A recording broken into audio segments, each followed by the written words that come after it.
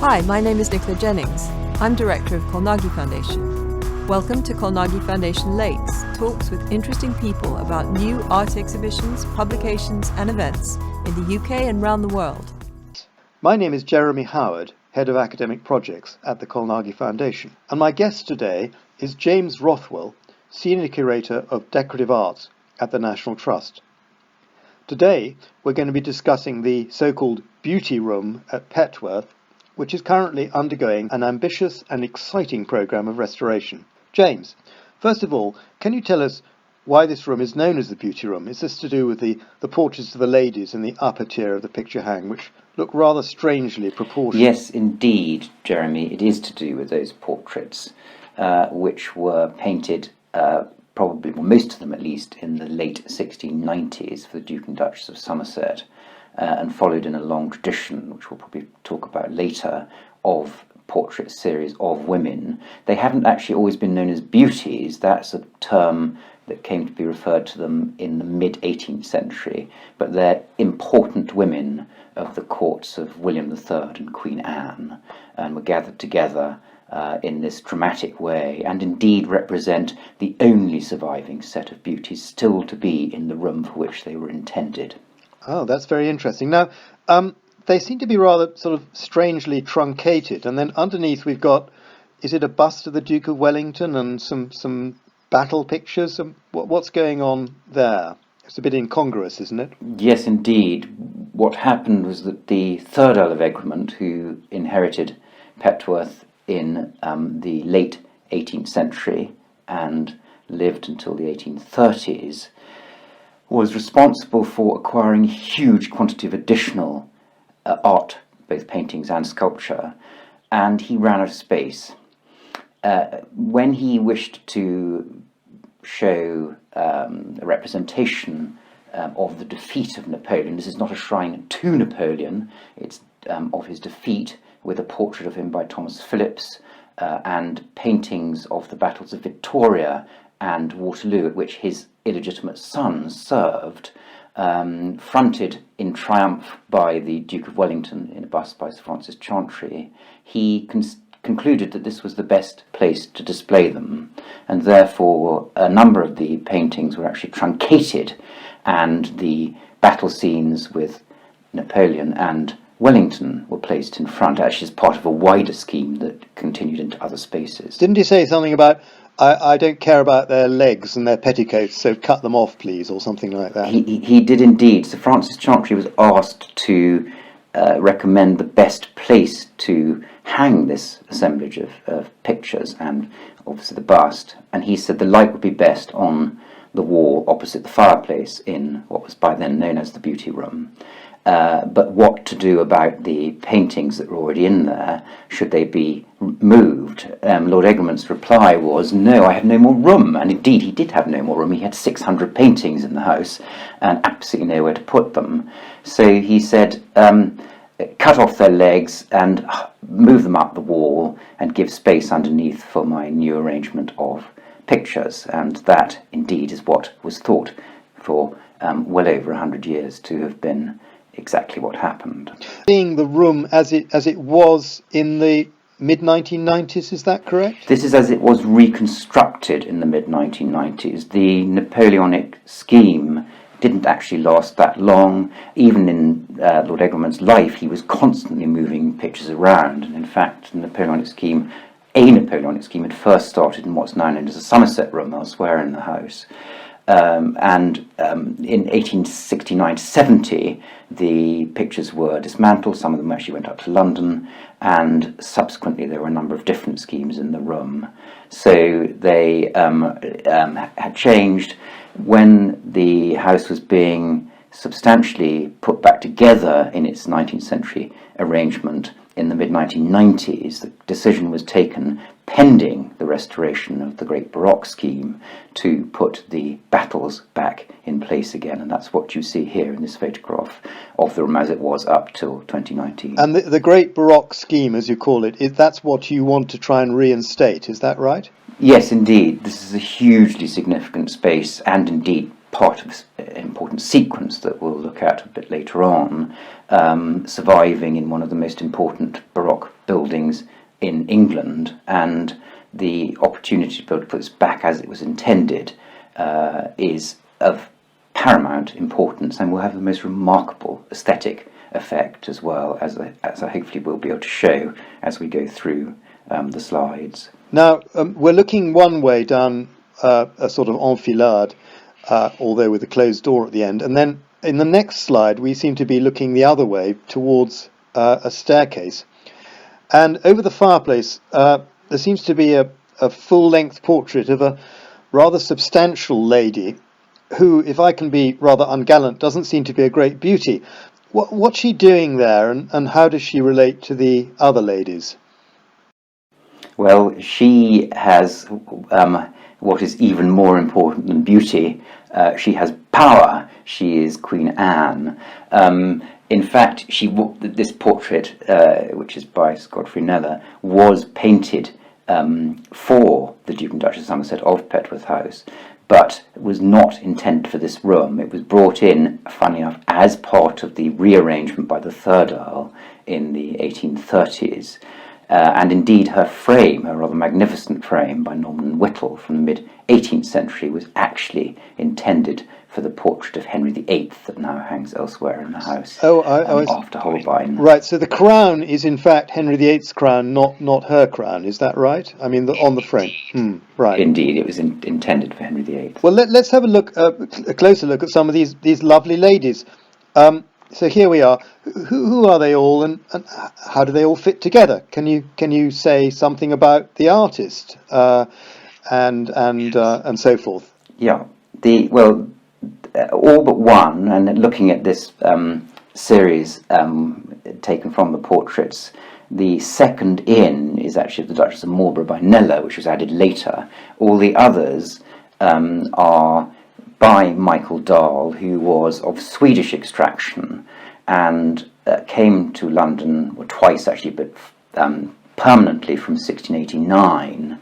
He was extremely gifted, as is increasingly being appreciated now, was a wonderful colourist, good at likenesses, and also extremely competent at drapery, as I think you can see from this image.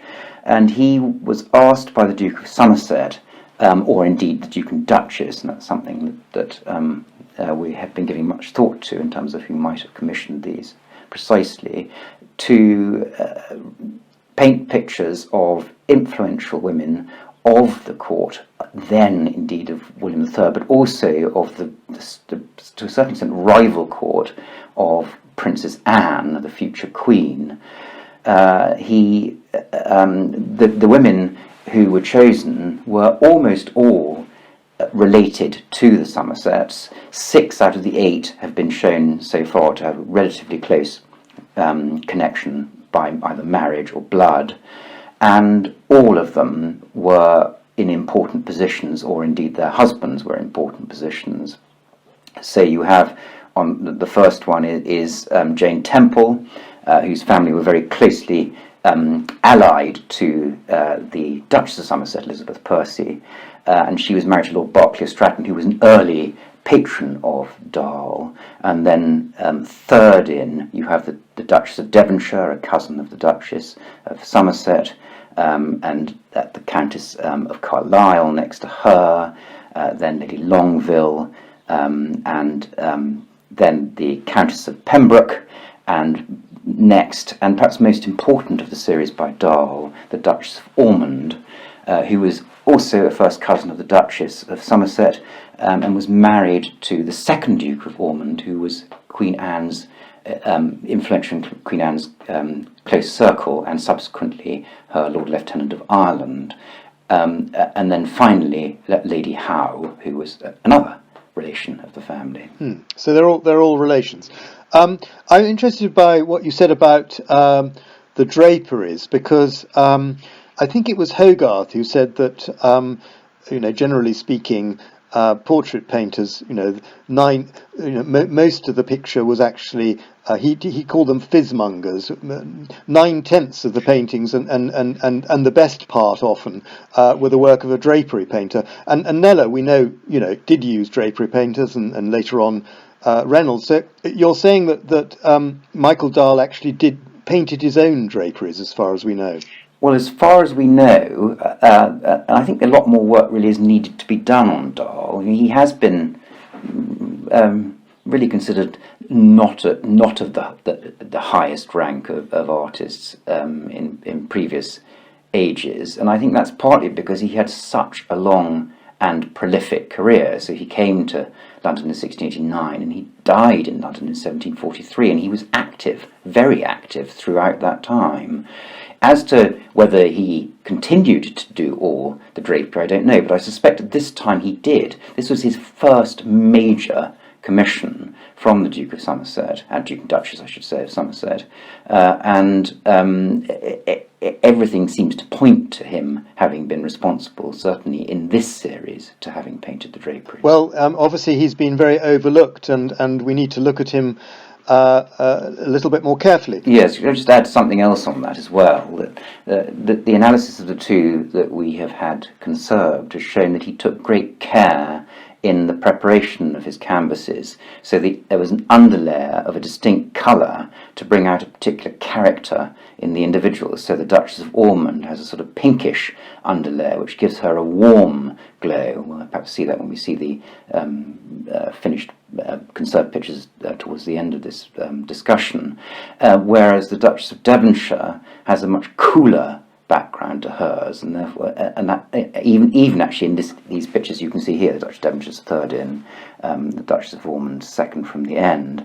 You can see a difference in their faces. So the Duchess of Devonshire was a rather cool character. Yeah, or indeed that was part of what was admired about her, perhaps. Her the coolness of her skin, the translucence of her skin.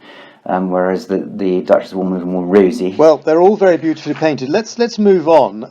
In your next slide, I think we're looking at Petworth from the park side. Was this built around the same time as the portraits were painted? Yes, indeed. This is the house as remodelled for the Duke and Duchess of Somerset from 1688. And 1688 is a critical year because that's when the Duchess of Somerset, who was the great heiress of the Percy family and whose money it was that allowed this palace to be created, came of age. And the Duke and Duchess, being semi-princely, and the Percys had historically always been known as princes of the North, very much followed what was being done by the King and Queen, William III and Queen Mary, and it seems very likely that the architect responsible, the designer responsible, both for this facade and for the interiors, was Daniel Marrow, who is the court designer to William III. Worth remembering that the facade as you see it here is not in its original Baroque form. It originally had a dome over the centre and a series of statues along the facade, so it would have been much more articulated than it seems now, and also a great formal forecourt in front. Yes, and of course 1688, a key date, because of course that's the date when William and Mary come to the throne, isn't it? So it's all tying in really. Absolutely, and the Duke of Somerset absolutely ties himself to the Protestant succession from an early point. And therefore, for him, and for the family, this is a moment of triumph. Let's have a look at the Duke and Duchess of Somerset in these portraits by Closterman. I rather gather that the Duke was a rather arrogant character. Would you say that was fair? Absolutely fair. He was incredibly pompous. He was said to have worn his garter for breakfast, to have docked one of his daughters part of her inheritance for sitting down in his presence, chastised his second Duchess for tapping him with her, having the presumption to tap him with her fan. He was very pompous. And his relationship with the Duchess was not the easiest.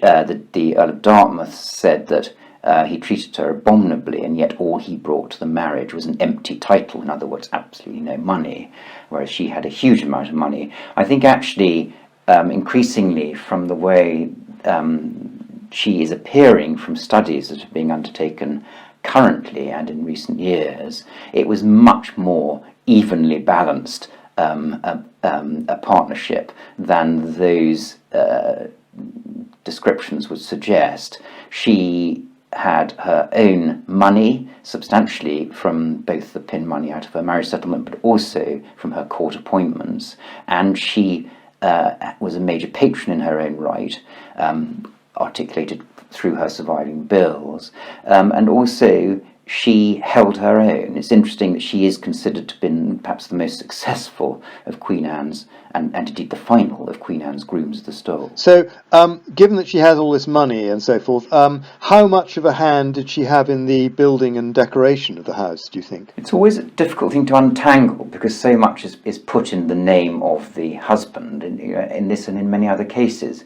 But our thoughts are that she did have a significant role. We do know from her own accounts and her own expenditure that she was a patron in her own right. For instance, she commissioned 14 portraits of herself from a series of artists, from Lilly, Dahl, Kneller and Charles Degas amongst them, which she sent to relations and influential people throughout her life.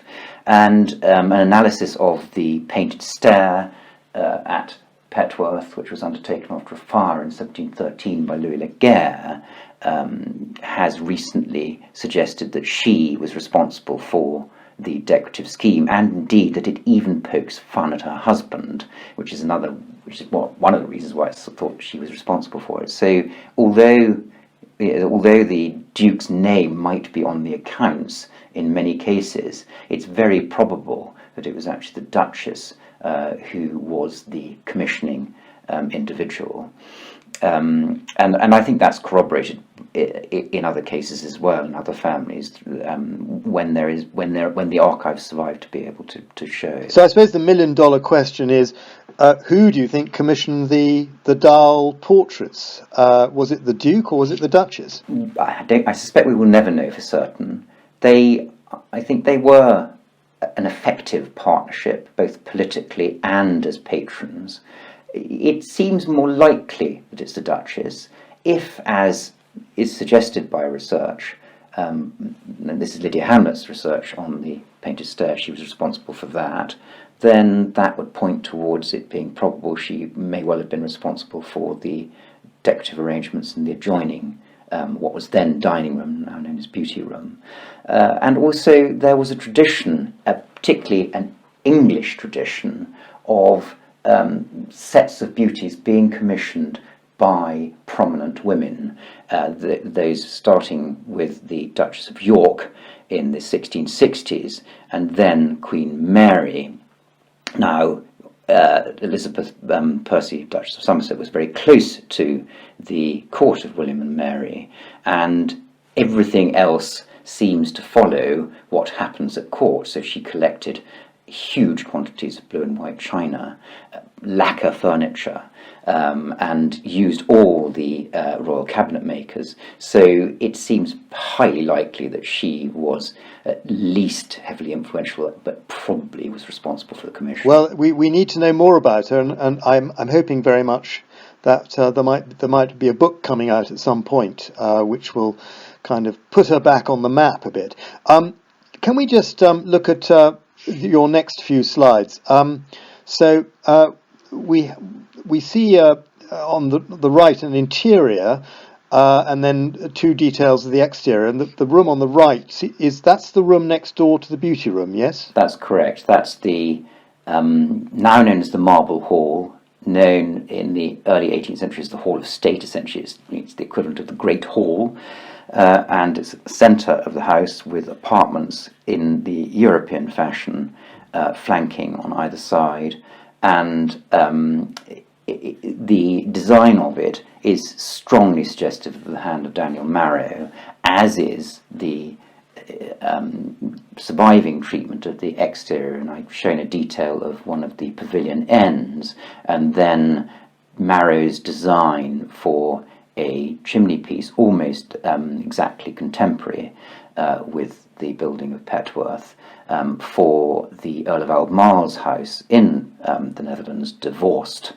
down below. So it shows that there is a very strong connection. There are mentions of Marrow in the accounts, not sufficient to say for certain that he was the designer, but I think it's highly probable. Because he's quite a shadowy figure, isn't he? Although a very famous designer.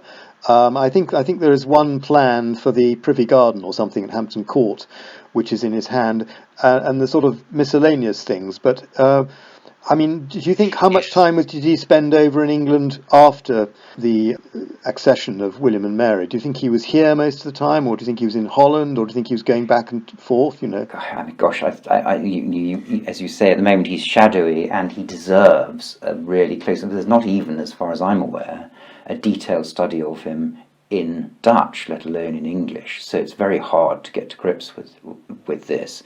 Stylistically, it's very difficult also to think who else it could have been. My suspicion would be that he was moving to and fro as you know, the king had requirements for him both in Holland and in England, and therefore he's going between the two. That would be my thought, but I don't know. Good. So let's just have a look at the placement of the beauty room on the ground plan. So can you say a little bit about this? Yes, this is one of the reasons why the survival of the room, and indeed the survival of evidence of its original arrangement and decoration, is so important, because it forms a key part of the principal sequence of rooms in the Baroque plan of the house, and that's what we're seeing on this slide. So you have the hall from which all apartments and routes, formal routes through the house, emanate on the left. And then on the right you have the room beyond, which is now the painted stair. It wasn't in this state when the beauty room was created, because a fire in 1713 resulted in its current form, but it was in this space and of the same proportions, and therefore would have the same effect. And if you then look on the plans, you have the plan as it is today on the left, and as it was in the early 18th century on the right. And you can see in the centre, on the left of that plan, the marble hall, then below that the dining room, now the beauty room, and the painted stairs. So you had to proceed through that room if you were going on the principal route, which is to the staircase and then up the stairs to what was the principal apartment in the house, proceeding from a central antechamber directly over the Hall of State, and then going southwards through the whole half of the house to a gallery at the far end, very much in line with what was found in William and Mary's palaces at the time. So it's a critical point, and of course, because it's about dining, it's also where much of the entertaining was done, where people would come together from their apartments, and where most time would be spent actually sort of statically within the house. Therefore, it's of immense importance how it is decorated and who appears in that decoration. Okay, so our next two slides, instead of having beautiful ladies, we've got two full-length portraits of rather important-looking men by Sir Godfrey Kneller.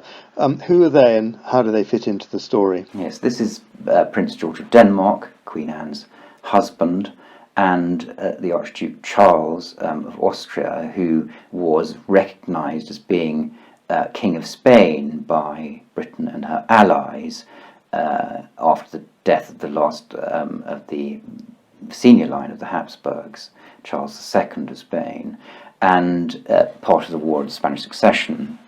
He came to England in 1703 to 4 and was entertained by Queen Anne, and on his way to Portsmouth he was also entertained to join the fleet and then go on to Portugal to claim his kingdom beyond. He was entertained by the Duke and Duchess of Somerset, although in fact he was not entertained by the Duke and Duchess of Somerset, because of course, as protocol worked, it was not their house on a royal visit, and in fact the person who greeted the Archduke Charles, or the King of Spain, was Prince George, who had arrived before. So let's go back now into the beauty room, and looks as though you've been planning a bit of a rehang. What's going on here then? This is actually a reconstruction by the National Trust's advisor on decoration, James Finlay, who's looked at the room, had a preliminary assessment of the room to show how it would have been arranged when originally conceived. One of the things to note here is that no other portrait series is quite so specifically related to the room in which they survive. So the pictures are much wider than is the norm, and indeed the portraits over the doors are just a tiny bit wider still to fit correctly over the doors. So and those pictures actually are in their original position. So the Countess of Portland, as shown there, is still in her original position.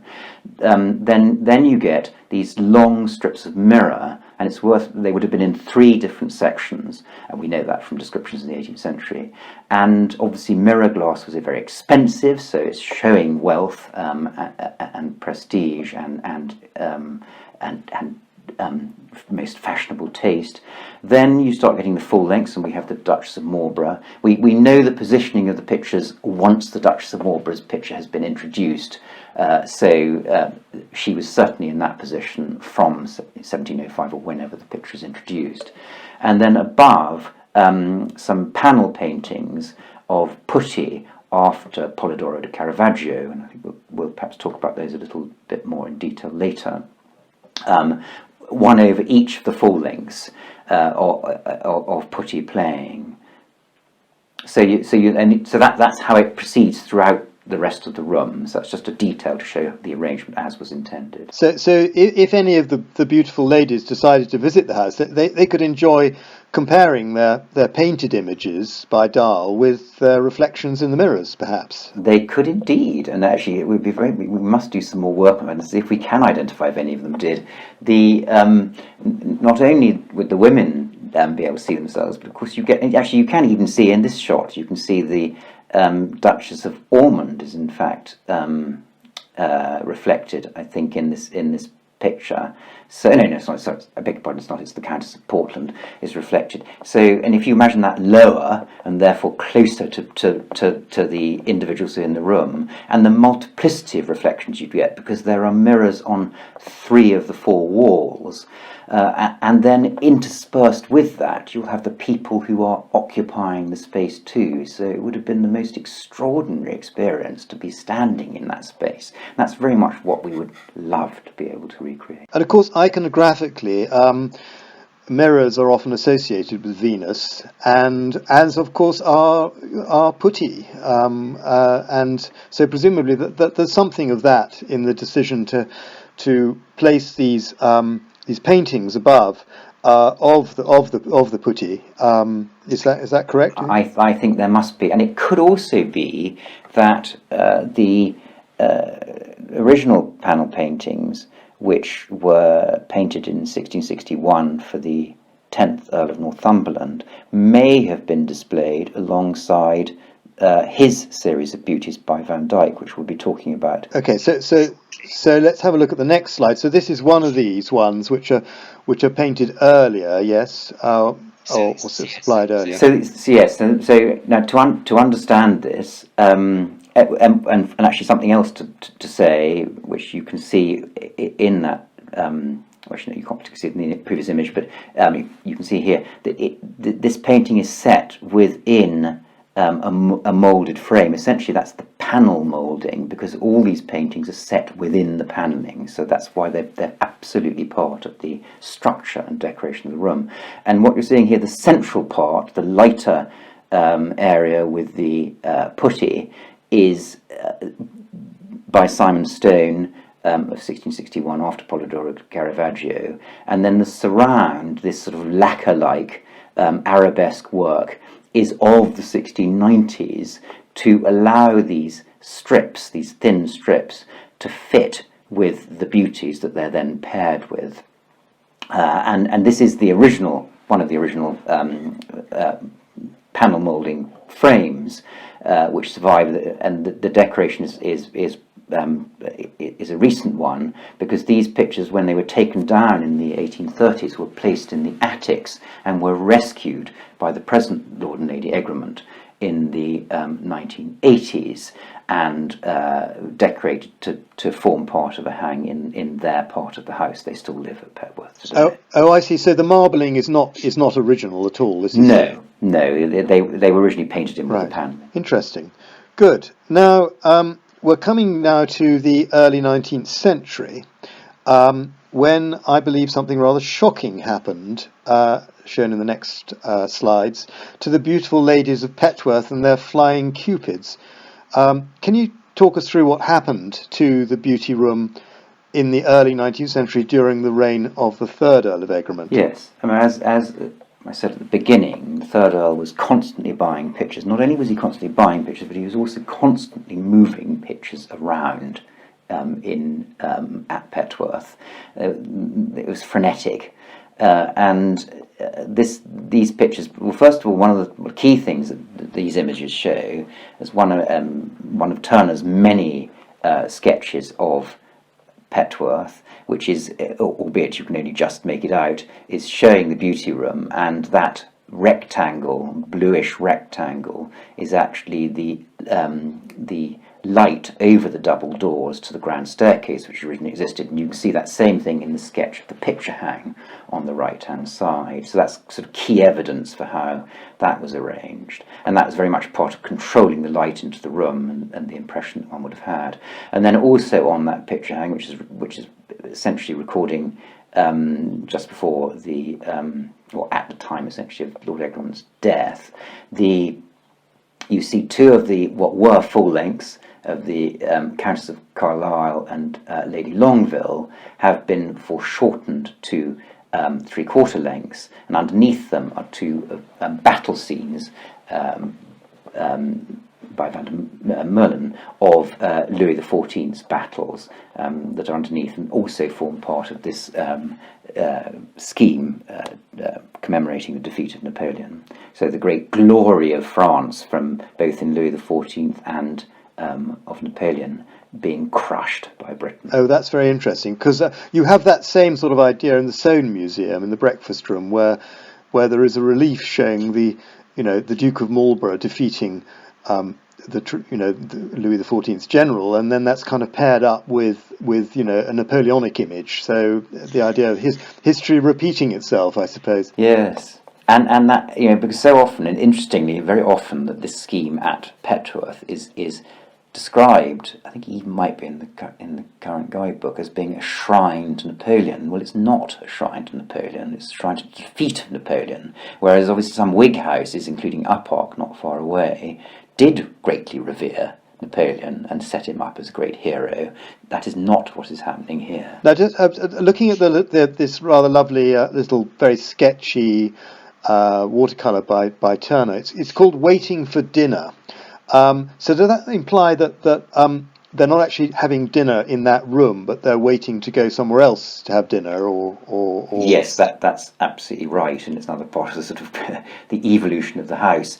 Dining rooms became increasingly bigger, and both in the late 18th century and the early 19th century, and that is reflected at Petworth, when for the second Earl of Egremont in the 1750s, a new larger dining room was created behind the Marble Hall, and now known as the Square Dining Room. The number of rooms at Petworth that have been used for dining is significant, which causes considerable confusion.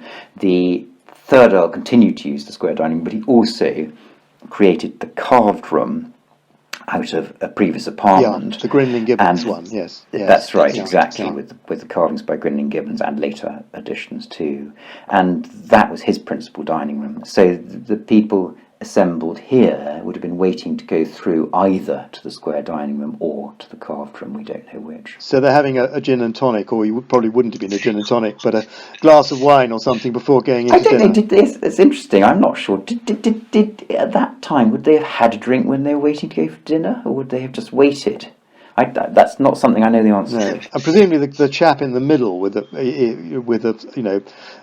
legs astride is the third Earl himself. I suspect it I suspect it must be, mustn't it? Yes. Just down to the bottom right-hand corner of the slide, we see the opening to the grand stairs, which I think that was altered, wasn't it, later on in the 19th century? Yes. So the original arrangement or original compartmentation of the room remained the same in the third Earl's time, but in 1869 to 70, with the second Lord Leconfield, who is the third Earl of Egremond's grandson, by which time it is merely an anteroom. It is no longer a room with a substantial purpose beyond passing through. It's opened up to the staircase by the architect Anthony Salvin as a series of works that he did. So I was generally quite sympathetic, actually, but he took away that partition at that time, although the architrave still survives on that door surround, just turned the other way around. Now let's return to the idea of beauty rooms. You said a little bit about this earlier, but these are, I believe, very early examples of beauties being hung in an interior, or not. Well, there was a European tradition. Well, tradition may be too strong a word. There was certainly there were previous sequences of beauties established. In fact, from the 15th century, the Duke of Milan had a series, and in the early 17th century, perhaps most famous was the Duke of Mantua's, of famous beauties. And the first English example of such a series was that established by the then owner of Petworth, the 10th Earl of Northumberland. They were actually for Northumberland House in London rather than for Petworth. And 7 of the 8 that he had are now at Petworth, in the white and gold room seen on the left and in the little dining room seen on the right, and some of Van Dyck's finest portraits of women, including Lady Dorothy Percy, who you see in the centre, so a member of the family.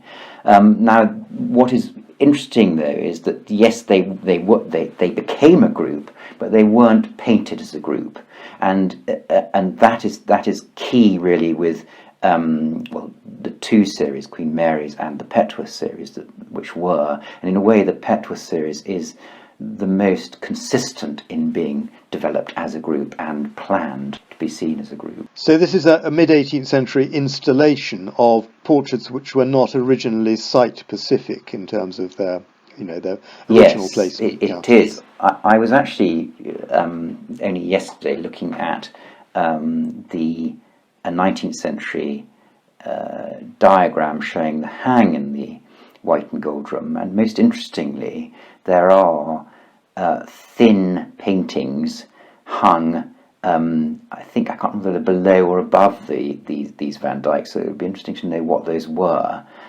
So some other pictures were associated with them in a similar way to the beauty room. So anyway, Van Dyck kind of starts the idea in England, and this is then taken up by Sir Peter Lely. Is that right? That's correct. And again, rather like the Earl of Northumberland series, these portraits of beauties, which were gathered together by the Duchess of York, the future James II's first wife, Anne Hyde, in the 1660s, and known as the Windsor Beauties,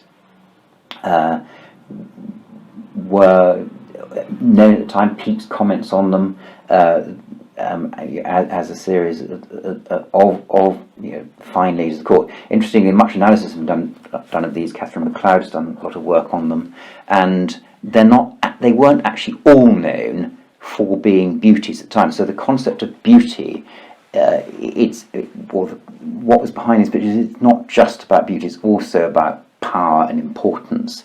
And indeed, one of those who was not considered a beauty at the time is Elizabeth Wriothesley, Countess of Northumberland, so yet again a member of the family from Petworth.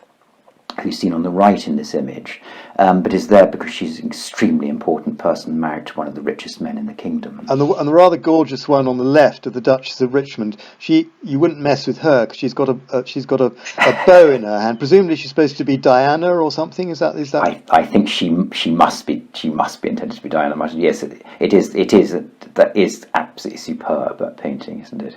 And then the story goes forward to the later 17th century when we have a group of portraits of ladies of the court by Sir Godfrey Kneller. Can you say a little bit about those? Yes, this is perhaps this is the first time that the painting in England that paintings are consciously painted as a group. They're somewhat haphazard in their poses and in backgrounds and so forth. They're not as coherent as a group as the Petworth ones, but nevertheless they were painted as a series, and they were painted for Queen Mary in the early 1690s, around 1691, for the Water Gallery at Hampton Court, and were moved to William III's private dining room in 1700 after the destruction of the Water Gallery. So, and they have been put back there, as you can see on the picture on the right-hand side. Interestingly, amongst those pictures was one of the beauties was Anne Capel, Countess of Carlisle, who also appears at Petworth. So let's go back now to the Petworth Beauty Room as it looked in the 1990s, with the Dahl portraits above and the Napoleonic battle pictures underneath. You want to change all that and to reinstate the 17th century hang. So what's going to happen to the third Earl's shrine, or perhaps shrine is the wrong word, but his Napoleonic installation? I think shrine is fine, as long as one refers to it as shrine to defeat, because that's what it is. Because the hero in this picture is not Napoleon, but Wellington. These pictures were not in place for a very long time. They had been moved were moved in 1869 to 70.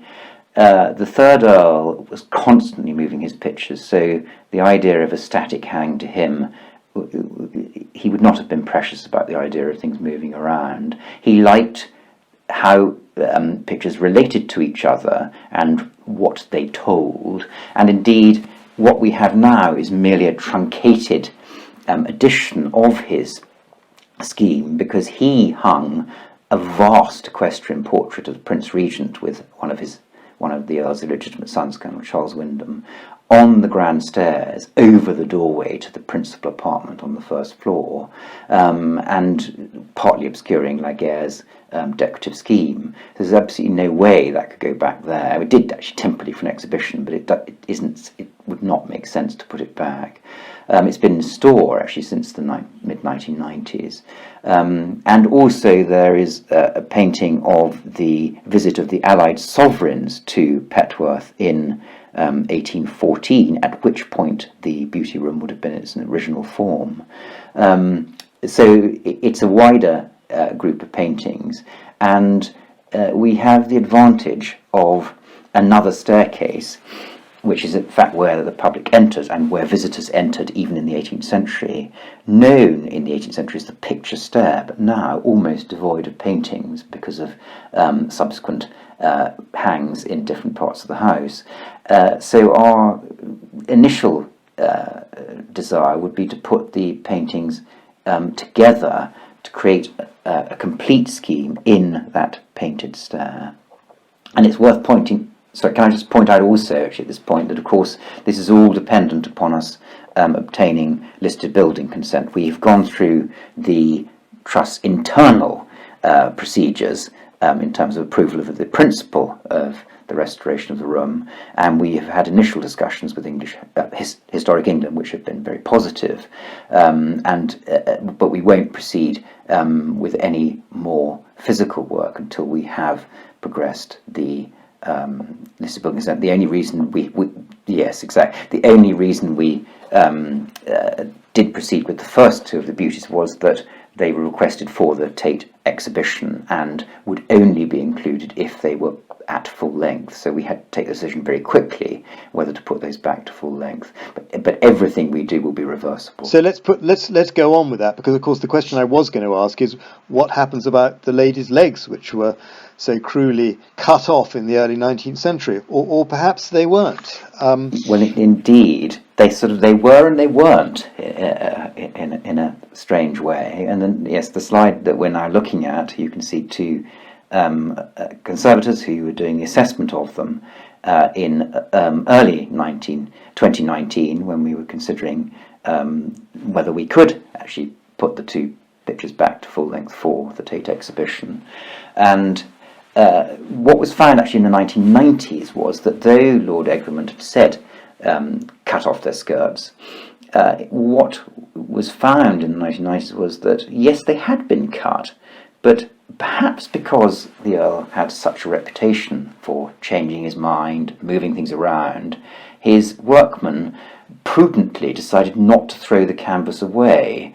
And in fact, when the paintings were relined, they actually relined including the cut-off portion of the canvas, which was then tacked up behind, and you can see that on the right-hand side in this picture. So on the left you have the upper two-thirds of the Duchess of Ormond, and on the right you have the lower third of the Duchess of Devonshire. Wonderful. So this must have been a bit of a eureka moment, I should think, when you discovered. Yes, absolutely, and indeed slightly nerve-wracking, because of course, although reports that we had from the 1990s said that all survived, we really did need to know for certain that they all survived before we could take that decision. So we did examine all the pictures to ensure that all of the skirts were there, which indeed they are, and most of them in remarkably good condition, despite what's happened. Here we have the Countess of Carlisle, yes? Yes, another one that nothing's been done in this case, but it's just a very striking picture with this remarkable red colour, and this is in an unclean state, so you imagine what it'll be like when it's cleaned. It should be remarkable. Good Lord, I thought that might have been clean. Gosh, it's very bright. And so it's going to be astonishing when it's clean, that picture. It's going to be terribly exciting. And there are her skirts tucked up down to the right. And then moving on, yes, you're doing some archaeology here, as it were, to see what the original arrangement was of the mirrors and the pictures. So yes. What's that? Has that sort of yielded some clues? Yes, I mean, what you can see, we're able to tell, because of course the pictures were set into the panelling, we can tell precisely where everything was, and this is showing some of the holes behind the later placing of the pictures, which relate to the original hang. So on the left-hand side, that central vertical slot is the top half of the mirror, and on either side at the top are the starts of the Polidori Caravaggios, and then below the starts of the tops of the two full lengths on that wall. It's clearer to see on the right hand side, where you have the upper part was for the Polidoro Caravaggio, and then below is the top part of what would have been a complete opening for the Lady Longville. And what we've also found there are marked out in charcoal on the wall, and you can just about see it in this slide, are the lines of all the different members of the panelling. So presumably the workmen marked out on the walls, and we'll find out more as we analyse the room as the work progresses, the whole scheme was marked out on the walls before they actually started constructing, or perhaps to work out exactly where the pieces went and so forth and make sure everything fitted.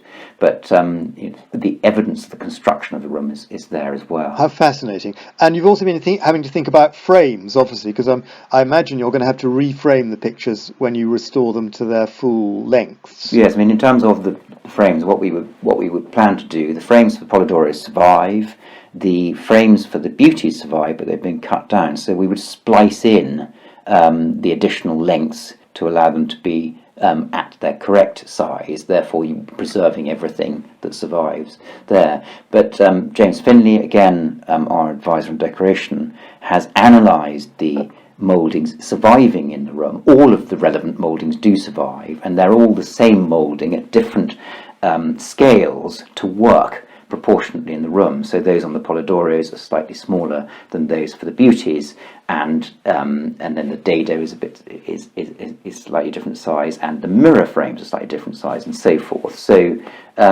you have all the evidence there for what would be required of joinery to put the room back together again. Shown in these wonderful drawings. Now, just moving back to the room, so this is, I think, a Country Life photograph of 1925, showing the room as it was then. And what's happening here? This is when the Napoleonic scheme has been dismantled, is that right? So there were a series of different hangs following 1869, and this is the one that was in place in 1925, and they continued to change, the penultimate one being Sir Anthony Blunt's, which included one of the Titians within the hang in the space as well. So it's really just to show that continuation of the evolution of the hang in the space, but still with the Beauties at in their truncated state. But they would have been perhaps a little bit duller than they're going to look when you finish restoring them, because of the being rather dirty. So let's just have a look quickly at, you've got your conservator at work cleaning the Duchess of Devonshire. That's right. This is Jim Diamond who has done the work. We had to find obviously a conservator who was of the quality to work on these impressive pictures, but also who had a big enough studio to be able to take them and to be able to manage them within the very tight timescale we had to fit in with the exhibition. And just and these are some of the patches. This is the incredibly exciting moment for us when he has reattached the bottom part of the canvas, and he's then starting cleaning. The colours that came out were staggering. Yes, they are. That blue is amazing, isn't it? And the way it sort of comes out strongly against the orange is beautiful contrast. And here he is also.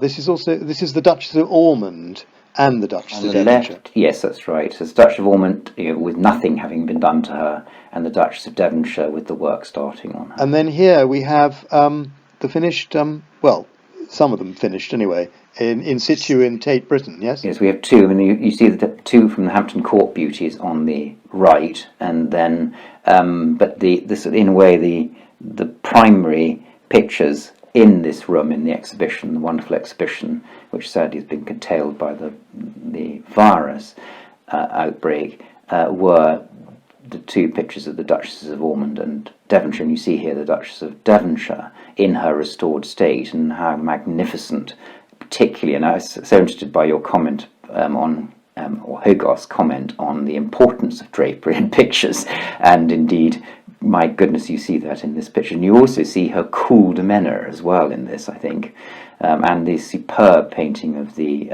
orange blossom on the left too. She was the Queen of Cool, or the Duchess of Cool. So I think so. Yeah. So when your Beauties are returned, I think we've got to leave it fairly soon here, James. After their lockdown in London, and I very much hope that the Tate will reopen the Baroque exhibition for a while anyway, so that we can see them there. What are you planning to do next with the room, and will the public be able to see the restored Beauties when they next visit Petworth? Well, when we're all released from our current incarceration, hopefully we'll resume our research, because we need to continue the research to establish exactly how everything needs to be put back together again.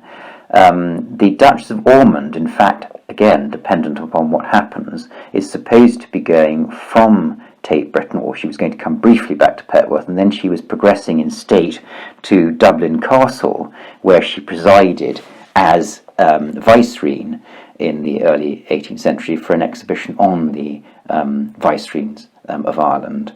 And then she would return in early 2022. The two paintings will be displayed at Petworth, and we will progress our research. We absolutely will show exactly what we're doing, as we've done throughout this process, to the public, who have responded very positively to it. And we would hope to then progress with gaining permissions, planning permission, list of building consent, then finding the funds, because this is not cheap to do this work, and gradually we will bring the room together. I mean, just because of the sheer scale of these pictures, we're unlikely to be able to do much more than 2 a year. Oh, so we're talking about, well, at least 5 years before... I would suspect so. I imagine that the ghost of the third Earl of Egremont might not approve of what you're doing, because you're dismantling his Napoleonic scheme. But do you think the 6th Duke and Duchess would be pleased if they paid a visit to Petworth after you finish the restoration of the room? I would actually challenge that the third Earl would not be pleased. He lived with them like in their original state for most of his life. He was so used to things moving around in his house. I think he'd quite like it. I mean, if we put things into store, I don't think he would be so happy. But actually, for us to be reimagining his Napoleonic scheme elsewhere, I think he probably would rather approve of. And certainly I would hope that the Duke and Duchess would, because it should allow us to talk more convincingly about them and about their house and about their very important role in the time of Queen Anne. And added to that, I should also say that the current Lord and Lady Egremont are very excited about the prospect of this room being put back together, and have shown already their willingness to send back the panels after Polidoro de Caravaggio on loan as part of the recreation of the room. Well, that's all very exciting, and we all look forward tremendously to seeing your beauty room reinstated to its original beauty. Thank you very much indeed, James, for giving us such an illuminating talk about your project. Not at all, my pleasure.